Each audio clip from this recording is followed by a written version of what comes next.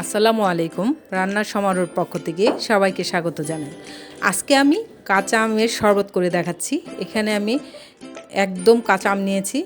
এখন এটা আমি ছিলে ধুয়ে কুচি করে নিলাম। এই আমের জুসটা কিন্তু অনেক মজা।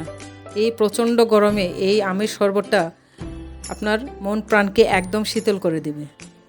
আমি এখন একটা ব্লাইন্ডার জগে আম ঢেলে নিচ্ছি। এখানে আমি বিট লবণ দিচ্ছি পরিমাণ মতো,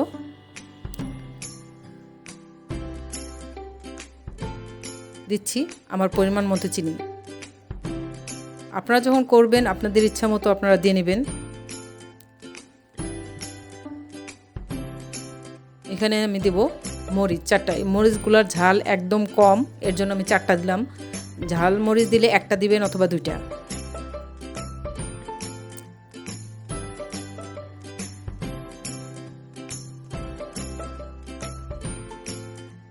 এখন আমি দিচ্ছি সামান্য লবণ এবং পুদিনা পাতা।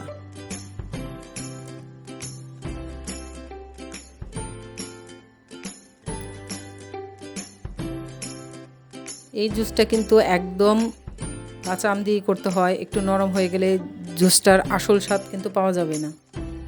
তাই আপনারা চেষ্টা করবেন অবশ্যই কাঁচা আম দিয়েই করার। এখানে আপনি ইচ্ছা করলে লেবুটা দিতেও পারেন, নাও দিতে পারেন। এটা আমি দিচ্ছি জাস্ট ফ্লেভারের জন্য।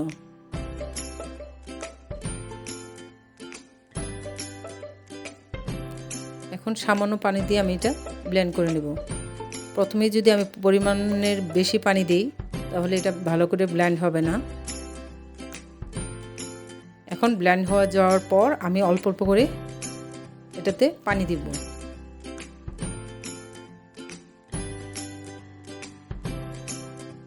আর আপনারা যতটুকু পরিমাণ লিকুইড করতে চান সেই পরিমাণ পানি দেবেন। আমার জুসটা করা শেষ। এখন আমি ঢেলে নিচ্ছি। আপনারা যদি বাচ্চাদের খাওয়ান তাহলে অবশ্যই ছেঁকে দেবেন।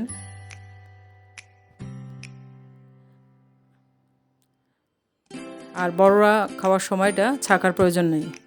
ছাকলে আসল স্বাদটা আপনারা কখনোই পাবেন না।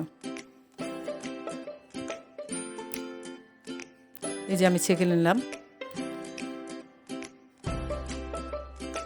তারপর আপনারা ইচ্ছা মতো বরফ কুচি দিয়ে এটা খাবেন। যদি আমার রেসিপিটি ভালো লাগে অবশ্যই লাইক দিবেন, শেয়ার করবেন, সাবস্ক্রাইব করবেন। সবাই ঘরে তৈরি খাবার খান, সুস্থ থাকুন। আল্লাহ হাফেজ।